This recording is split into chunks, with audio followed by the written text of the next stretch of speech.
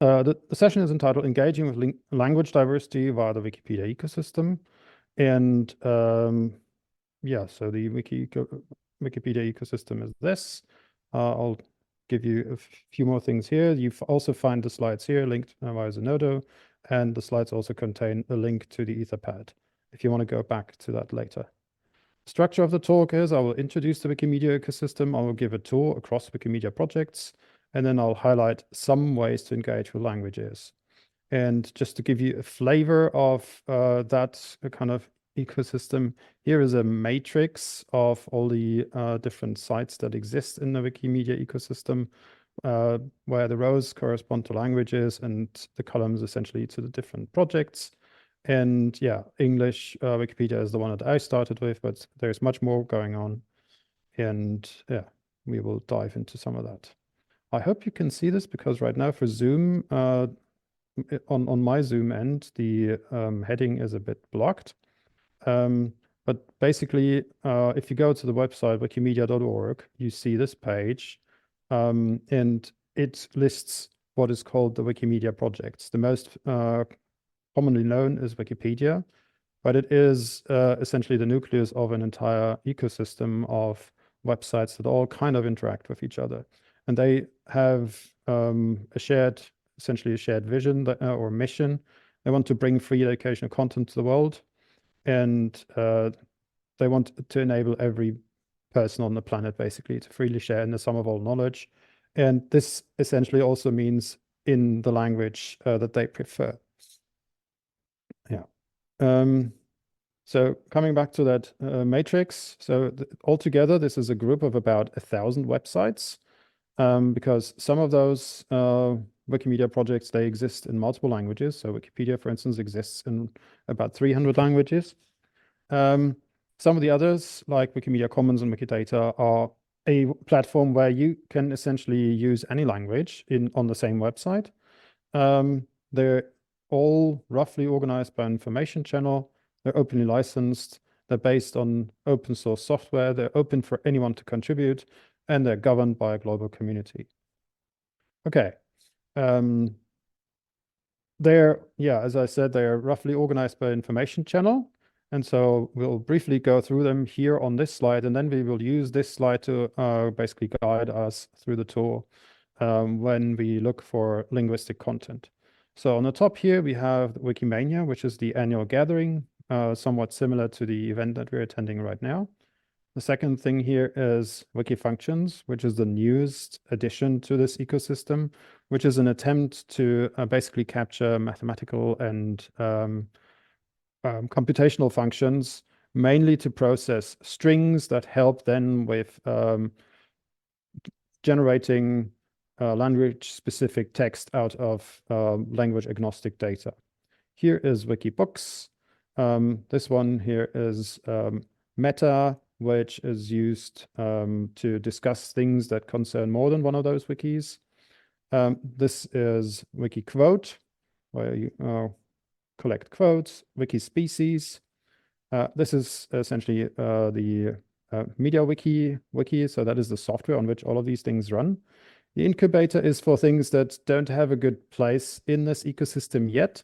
So if you have an idea for a language that doesn't have a Wikipedia yet, but could have, and you're connected to a community that would be interested in basically building that Wikipedia, they can start out in this incubator. Then there's Wikidata, which is one of those websites where you can use essentially any language. And it is essentially the database backend that also links all of these. So Wikidata knows which one of these has an entry on which topic. This is Wikivoyage or Wikivoyage. It's essentially a travel guide. Wikiversity, so for coursework. Wiktionary, lots of language content here. Wikinews, Wikisource for archival content. Wikimedia Commons as the media repository. And then, yeah, Wikipedia in about 300 languages. So we will use this image as a guide for our tour. Oh yeah, in the middle is the Wikimedia Foundation, which essentially owns the server and the trademarks, but they don't really have a role in the content of those Wikimedia projects. They're more involved in the administration and things like that. Okay, So let's start on the top. We're at Wikimania. So Wikimania this year will take place in Poland in August, and you can already go to the page for that. And the instructions and documentation about this you see is available in multiple languages. And yeah, this is typical. So here is some other documentation from other Wikimanias where they're in Swedish or in Thailand. The one was canceled. But still, and even the conversion from an in-person event to a virtual event, all of this can be read in multiple languages. And if you attend such events, so Wikimania is the main event in the Wiki community, but there are also smaller scale events. If you attend such events, you typically find lots of people that are interested in more than one language, typically many more than one language. Wikifunctions is currently, as I said, the newest one. And what it does is things, you give it a noun, for instance, in a certain language. So here we have a Rohingya Fona noun. And then it computes a particular grammatical structure. So in this case, the ergative case. And you have an example here. And yeah, then there's an implementation in Python. So that's the kind of thing that are being collected, again, across languages. Some of those things are also language agnostic. They're simply string operations, but many of those functions are actually conscious of a particular language and of the grammatical type. So here, a noun, things like that. Wikibooks has all sorts of content. And here, for instance, we have an entry in the Bengali Wikibooks, which explains the English letter B, including like how to pronounce it and how it is positioned in the English alphabet, and an example word that you can use to memorize along with an image. Meta is this one here. We're still walking along the clock here. Meta, here we have some information related to the coronavirus, again, multiple languages, and yeah, actually, some part of that presentation here is derived from a presentation that I gave earlier with a colleague about how Corona-related information is spread across the Wikimedia ecosystem. And since we noticed that lots of that is actually multilingual, that seemed like a nice nucleus for this language-specific presentation.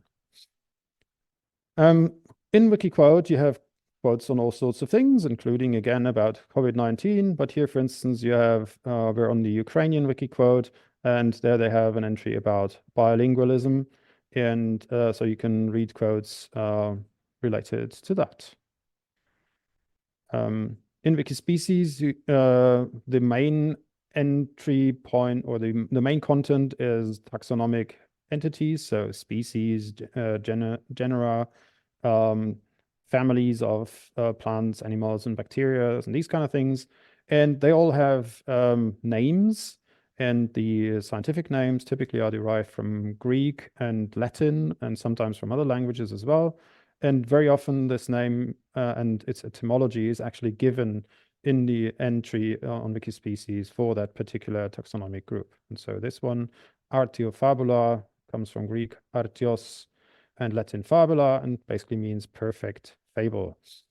And yeah, the dolphin and the wild boar, they belong to that group. Further to MediaWiki, which is the software that is used for all of these. So for instance, there is a Wikimedia hackathon. So Wikimedia is the community, MediaWiki is the software. And that hackathon takes place in a few weeks from now. And also you see here that the information to participate is available in multiple languages. Some of those translations are not complete yet. They've just begun. But it is a community that is multilingual essentially by default. And so it is kind of assumed natural in this community that documentation should not just be in one language, and you encourage each other to provide information in multiple languages. And yeah, sometimes this is actually really celebrated that we're not a monolingual website. Yeah, the incubator here is some example from Dagbani, which by now actually has left the incubator. So by now there is a Dagbani Wikipedia, but back then when I took these screenshots, it was still in the incubator. So they start by writing some very basic articles like what is COVID-19? You have at least some information about this in that particular language. And then on that basis, once these pages exist, they can be expanded. And yeah, this Wikipedia can then grow. But to set up such a language, specific new Wikipedia, a few requirements have to be met. And this includes very simple things like what should the name be? It should get some sort of an abbreviation. Like, for instance, the English Wikipedia has en.wikipedia.org and Dagbani got DAG. And this is derived from some ISO standard on how to name languages, basically. For all of these languages that are in the Wiki ecosystem, there is also a representation on Translate Wiki, which is a wiki that also uses the same software, but is used to translate the user interface for all these different wikis, basically. Wikidata is the database behind essentially all of these. And it has, yeah, while Wikipedia has articles that have free text about certain things, Wikidata has essentially form fields. It's a database that has data about these things. But it also has a community. So here you have a community of people who organize themselves in Macedonian around the topic of COVID-19. Here you see a mechanism by which you can actually ask Wikidata certain questions. And so this is the Wikidata query service. And it is very multilingual. So you can name your variables in essentially any alphabet you want. And so here I'm asking in Hindi for clinical trials and for essentially what the focus of the clinical trial was. And there's auto completion and auto suggestions, and this works across multiple languages. There are also language related other topics. So for instance, here is a topic profile for let's say the scholarly field of text mining. And so if you want to go and explore the literature, the scholarly literature on the field of text mining, you can go here to Scholia and get that profile. Yeah, by the way, all the images in the presentation, they are linked to their source. And so when you go to the file, you can just click your way through to those respective pages and explore the ecosystem from there. So now we're halfway through the tour. Let's move on. Wiki Voyage. So here we have an entry, still COVID-19 in the Esperanto Wiki Voyage. Here is Turkish Wiki Voyage. Yeah, so they in both cases they kind of focus on like what were the travel restrictions, what were the recommendations on how does the pandemic affect the way you travel. And all of this information is available in multiple languages again. Then here, Wikiversity. Lots of things actually take place on Wikiversity, even though the content is, let's say, smaller in scale than, for instance, in Wikipedia. But people, for instance, they do run courses via Wikiversity. There are scholarly journals that are being published through Wikiversity. But there are also all sorts of other things. And so here I picked an example where on the Greek Wikiversity, we have an entry for the Korean alphabets. And so it distinguishes between the alphabets of North Korea and South Korea. And yeah, then explains what the different letters do and these kind of things. Wiktionary is maybe the most natural point of entry if you're interested in languages as such and want to engage with the Wikimedia ecosystem. And so Wiktionary is essentially a dictionary. And yeah, so here we have the Quechua Wiktionary with an entry and about, what was it, teaching. And here is the German Wiktionary with an entry about long COVID. And you see it describes a bit of like grammar and like how to pronounce this. You can listen to audio samples. It has some references as to where the word comes from. Here you see like there are some translations. What does the same thing mean in a number of other languages? Things like that. And both Wiktionary and also Wikidata, they essentially have functions that allow them to be a dictionary, not just between two languages, but essentially between any pair of languages. Or yeah, any grouping of languages. Could even be three or four or more. Yeah, Wikinews has news content. This actually differs quite a bit between different languages. Some Wikinews communities are rather active. Some others are much less active. Here again, I chose some examples from the COVID pandemic. Yeah, there were lots of news around that. You could choose any other topic. For instance, sports news on the French Wikinews are also well covered. Yeah, it's a variety. Wikisource is a bit different in its, yeah, essentially all of these, they have their own character. So what Wikisource does is it takes works, essentially text works that are out of copyright or openly licensed and puts them on the platform. So this then looks like this. Here we have Don Quixote on Cervantes. And you have the original as it is available from Project Gutenberg or from the Internet Archive or some places like this. So this is the 1608 edition. And it's essentially just a scan. And you see the original letters, and then somebody needs to transcribe that. There are some automated tools that assist with this, but typically what you get out of those automated transcriptions is not really high quality. And so some humans typically have to read over this, and the community does this such that at least like one person transcribes it, possibly with the help of a machine, and then two other people have to read this and to agree that what is written here in the digital machine readable text version is actually identical to what a human would find on this scanned piece of paper. And this has to be done for essentially every page in the book that we have at hand. And the process and the progress also with that transcription of the book can be seen here. So you have some green parts, some yellow parts, some red parts, and essentially something that is still missing. On the other hand, you can also go and annotate. Once these things are in Wikisource, you can start annotating them. So here's some notebook of a natural history researcher who did some excursions basically in 1905. And we have basically Wikipedia articles that link to the date, that link to the species that were observed, that link to the places where the person has been. And all of that enriches the experience in a way that is not possible when you read this on paper.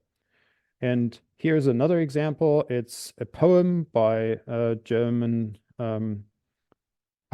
poet Goethe. And actually, it was composed near where I live. And what's interesting here is it comes with 3 audio files where somebody has actually read the poem in their native language. And you, as a learner of that language, you can read the poem, but you can also listen to how native speakers would interpret this. And yeah, it's even more than one option, so that sometimes you prefer one interpretation or one voice or one speed or whatever over another. And also dialects. With these things, you can pay more attention to how different people pronounce certain things. So yeah, Wikinews, Wikisource. We're nearing the end. Wikimedia Commons, we're here. So that has, yeah, again, lots of information, about 100 million media files. Yeah, I should have mentioned that here. Wikidata has about 100 million concepts that are being described. Wikimedia Commons has about 100 million media files. This includes, for instance, digitizations of palm leaves written in Balinese, or things written on wood. And again, it includes instructions related to the pandemic, how to wear a mask, how to clean things, and so on. It also includes animations. So in theory, if you are in the file, this should be an animated GIF that actually gives you the sequence of letters in the English alphabet. Yeah, and there are many more things, and it is common that each and every file of those 100 million actually is managed in a way that it can have a description in essentially any language. It's typical to have descriptions in like a handful of languages, 1, 2, 3, 5 or so, but there are some that have descriptions in 30, 40 or more languages. Yeah, and finally, at the end of this circle here, we're at Wikipedia. Again, there's lots of information on essentially any topic that you choose. So again, I chose some examples from COVID-19. We have Chinese here, we have Kazakh here. And at the time when I looked at this, the article about COVID-19 pandemic existed in 166 Wikipedia languages. But you also have other kinds of languages, including like computer languages. And so here, for instance, Julia and Python are mentioned as part of a particular software on Jupyter on the Korean Wikipedia. And yeah, here you see the mobile view, and here you see the desktop view. All of these websites are essentially mobile friendly in their setup. At least for readers. For contributors, it's a bit more complicated via mobile devices, but for readers, they should all be more or less responsive. Yeah. So now we've gone through all of these individual websites. Oh yeah, there's still some more to say. I picked one or two examples from all of these, but for Wikipedia, I want to pick some more. So, for instance, here there is a community initiative called the Translation Task Force of Wiki Project Medicine. So wiki projects are a way in which the community on these wikis organizes, and this can be around any topic. And that includes, for instance, languages, it includes geographic things, it includes like scholarly subjects, it includes things like video games, all sorts of things. And here, Wiki Project Medicine had at about a decade ago, when the Ebola pandemic in West Africa first really peaked, we had a translation task force that tried to keep up with the information about the virus and the pandemic in English, and then translated that information into the languages of people who were actually affected in those areas here. And this was coordinated on Wiki, and we collaborated with Translators Without Borders, and lots of people were involved who actually did not speak the languages here, but they helped translate the content because they might have domain expertise, or they might know how the wiki works, and some also knew those local languages, or we did have lots of intermediate languages, so sometimes people find it easier to translate from French or from English, or maybe even Arabic to the local languages here. Yeah, and then we also have, of course, content about languages and about things like multilingualism. So here is the Esperanto Wikipedia on multilingualism. And a nice, banner, a placard that somebody wore during a manifestation, again, showcasing multilingual content. Yeah, so now we're through with this tour. And but there are lots of other channels that are active in the Wikimedia ecosystem that you can use to engage via multiple languages or about languages. And I'm just giving some examples here. So there is a user group, which is some sort of a special type of organization inside the Wikimedia ecosystem. Here, Wikimedians of Turkic Languages user group. And here I'm giving you the page written in Turkmen. There are similar groups here, for instance, for Yoruba.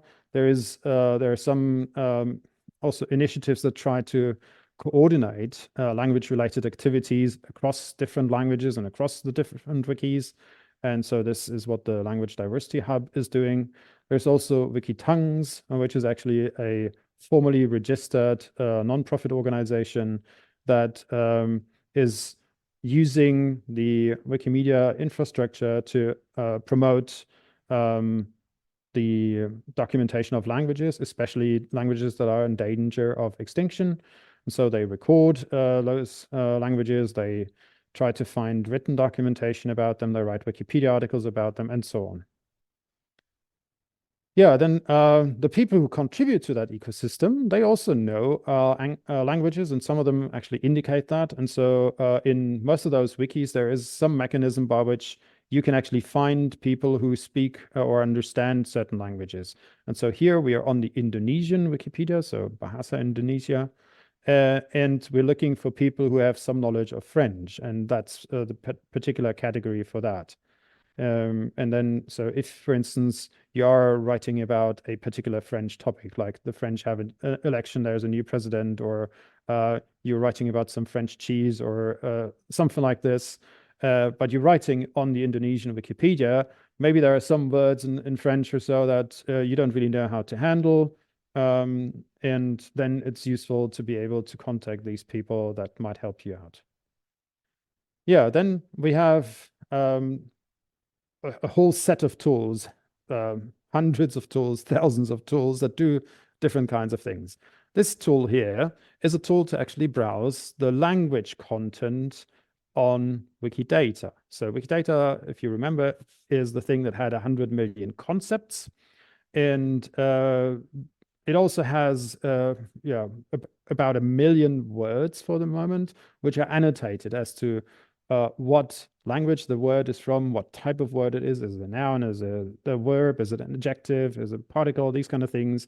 It has information about the grammar, about the etymology of those words, about the meaning, might have an image, like here we have the German word Eichhörnchen, and it has 2 main meanings, and here's an image of one of those, and things like that. And you see here, these are 1,000 languages that are covered, and so for more than 1,000 languages, there's at least one word in Wikidata that is annotated as being a word from that language. And this is all growing quite rapidly. Here's another tool that helps you actually record languages. So here I chose the Greek interface, but it is available in at least dozens of languages.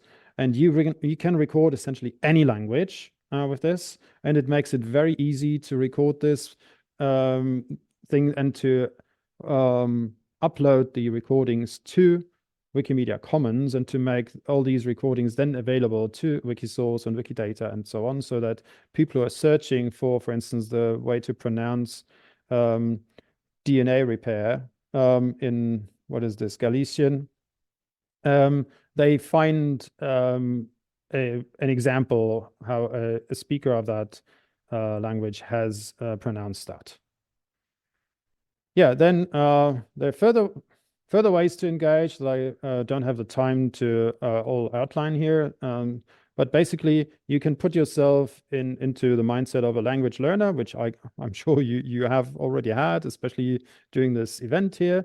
And so you can think about, what are the things I want to do with the language? I want to read it, I want to speak it, I want to hear it, and so on.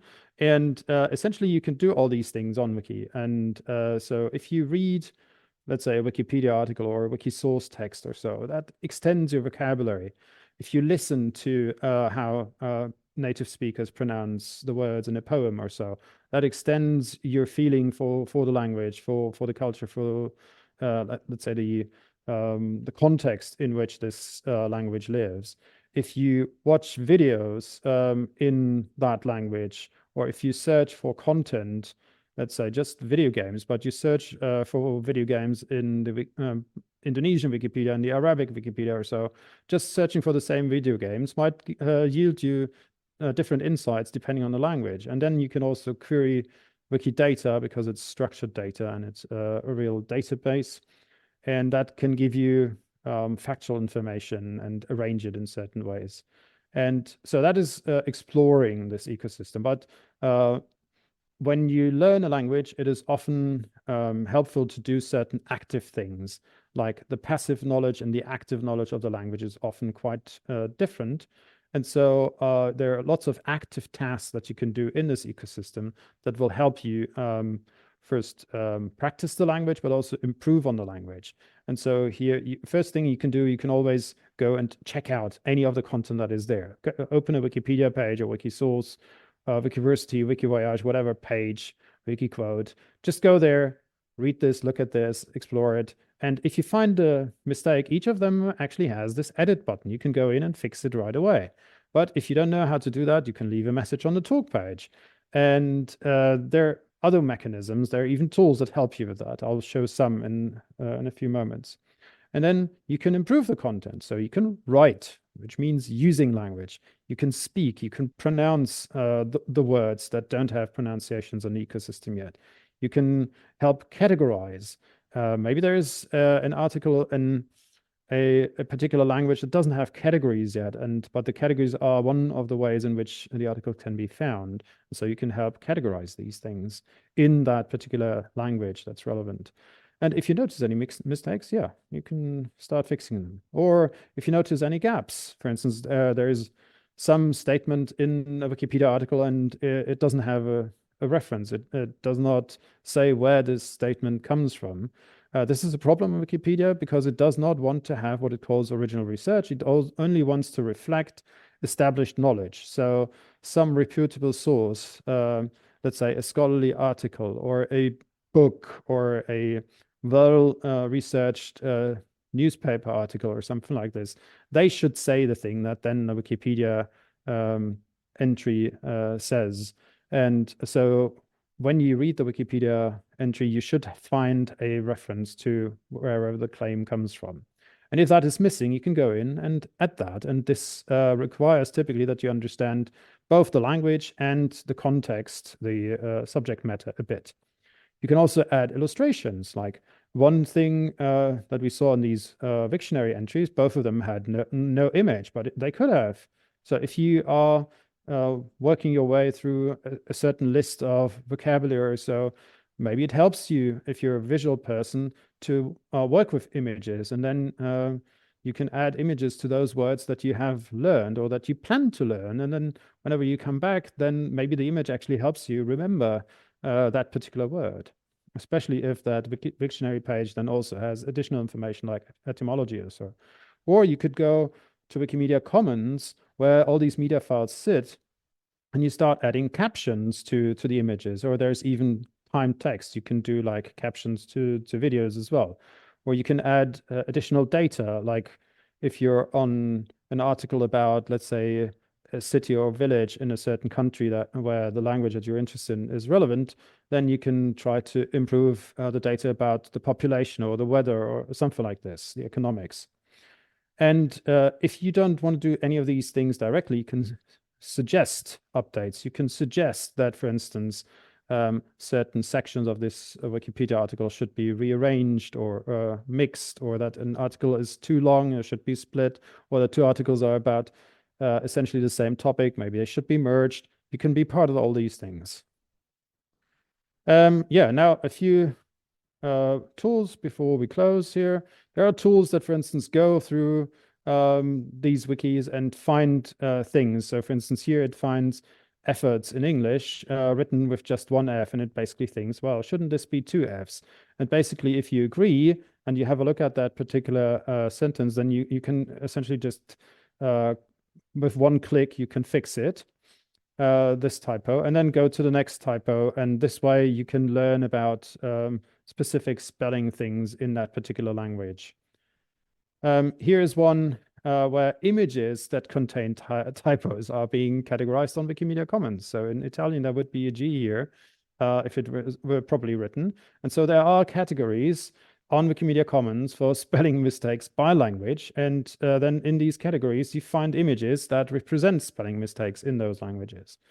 Then there are tools that help you link basically strings to things. So here we have the string Levi in Finnish. And then the question is this description something that would be appropriate for this as a thing? And if so, then the Wikidata concept from which this description was taken would be linked to the meaning or as the meaning of this particular Finnish noun. And as many of those tools, this works in essentially any of the languages that Wikidata serves, which is on the order of 300. Or you can ask Wikidata for what's the motto of each of the Wikipedias. And here in Zoom, somehow this doesn't work, but if you go to the real animated file, you should see that this actually changes here. I changed the code here, change the language, and then you would see the results, and the results change according to the language. Okay, there's another thing, the Lexemes challenge. So every week, somebody proposes 7 concepts that are somewhat related, and then we try to fill the Lexeme space, like find Lexemes for all these concepts in as many languages as possible. Another way you can engage is disambiguate names of people, of places, of buildings, of songs, and so on. And there are tools for that again. Yeah. And now I'm done with the monologue part. So I'll now switch back to the Etherpad if I find it. And for now, I don't see anyone having written anything in the Etherpad. Okay. So let me also check out the chat. I would suggest that if you have questions, you type them here in the Etherpad. That's easiest in terms of documentation. But if that doesn't work for you, then also feel free to talk. Also, you don't have to talk English. I think we can figure out what your question is or your comment if you use another language. Okay, so I'm now checking the chat. Somebody says this is awesome. This probably can't be me, right? So English Chinese universe. Yeah. Okay, let's just have a look at what this. Yeah, I'm the person who sent that. Okay, yeah. So what do you find awesome about this? Yeah, I just thought it was really awesome how there's bilingual pages on the Wikiversity because I could like read the translation and then kind of try to match words that I don't know. So I think that's really useful. I do wish there were more of these pages though. I think there's like 12. So like if I'm ever bored, I might have one. But like yeah, I think this is really awesome. Yeah, okay. Well, if you say, I do wish that there would be more of those, there you can contribute to that. So you can start on that existing page here and maybe find a few concepts that you would add that, look, they only did 28 here. There's a bit more that could be said about the universe, perhaps. And yeah, you can also tell your friends or those people with whom you're learning the language or with whom you're interacting. Yeah, it's always a combination of being attracted by the things that are already there and then thinking about how you can improve on that, both to your own benefit. When I contribute to this, I typically learn something, and so it gives me benefits, maybe not always directly, but also to the benefit of everyone because you are working into a shared ecosystem. So when it's available to you, it's also available to everyone else. And then at some point, somebody else will come in and do something else to this and hopefully improve this on the way. And for each of those wikis, by the way, you have tools like the recent changes. So we can then see here, essentially live. This is in UTC, in Universal Time. Somebody, while I was giving the talk, they were working on these pages. And then we can look at that and see, like, for instance, here, Wikijournal preprints, Introduction to Tensors and Physics. These are the things that people are working on. And yeah, it's available to everyone essentially immediately. And if you notice any mistake, you can engage with that. Yeah, I mean, just like generally, thank you for making this talk because I didn't know that Wikiversity was a thing. I learned a lot about the other parts of the Wikimedia sort of environment because I'm really used to using Wikipedia for Esperanto. So thank you. Wiktionary is at times hard to use. Wikidata in its Lexeme namespace is somewhat not mature yet. And it's not entirely clear what the long-term relationship between the two will be, because Wiktionary was started at a time when Wikidata wasn't around, but now Wikidata is around. It has overlapping information, and both of them have their advantages and their unpleasant, let's say, sides. And so one thing that I just opened up here is this audio tool that I briefly mentioned. It also has a profile, for instance, for the color red or the word rød in Danish, which means the color red. And that is annotated in quite some detail, including etymology and compounds that are using this word. And so through this, you can explore this, and exploring means both learning, but also noticing inconsistencies, noticing mistakes, noticing things that could be improved. And that could then be the basis for a discussion. It could be a project that is being tackled at a hackathon. It could be a session at Wikimania, or things like that. Any of those observations, the point is you need to enter that into the discussion. It is a community-driven project. And so it is driven by what people notice, what people are interested in, what people are disturbed by. If it really annoys you, then you have two options. You go or you try to make it better, right? And many people, well, they have different preferences.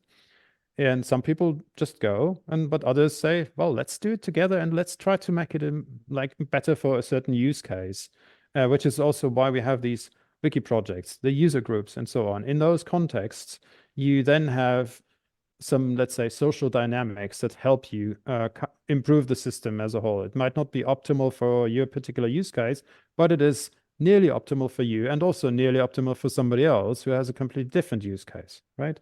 And so that's the kind of thinking here.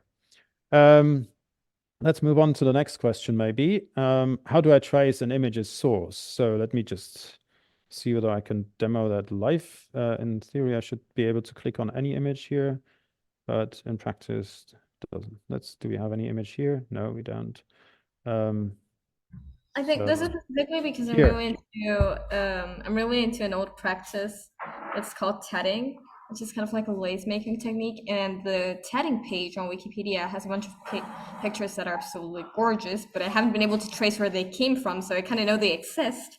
Okay. But there's no description or anything. It's not from a book or a museum or anything. Okay, tedding is something I don't know anything about. And you're talking about which Wikipedia? The normal English Wikipedia site. The normal English. Yeah, interesting that you say the normal English, because there's also the simple English. English is the only right. The English is the only language for which there is a simple Wikipedia, which is actually very great for learners of the language of English, because in that simple English, let's see whether they have it here. 19 languages, maybe tedding is a bit too specific. It doesn't have a simple. But yeah, we can check that out in a moment if you want. So simple English restricts itself to a very limited vocabulary. And that is useful for learners quite a lot. Yeah, but it doesn't have all the same content. It has a smaller community and so on. Yeah, so tedding. So you want to track down the source of those images here, right? So you just click on it. I'm right-clicking on it. Then this opens a new tab, which depending on the wiki might go to someplace on that same wiki, in that case, English Wikipedia, or it goes directly to Wikimedia Commons. And then that's the page I have. And then you have here some description. It says the source. It comes from Gutenberg, Project Gutenberg, and it's from 1870, so it's out of copyright. You can do whatever you want with this. You can put on your socks or whatever. I've actually read that book. Okay, I didn't know there was a summary page for that. Here we have it. Yeah. Yeah, that's not exactly the picture I was looking for, but I think I'm gonna look for it now, because honestly, it's been bothering me for a while that I always see it and I didn't know how to trace it. But that's very helpful. Yeah, you probably don't know if this exists or anything, but do you know if there's any project like the Simple English Wikipedia, but for other languages? Because I think a simple Chinese would be very helpful.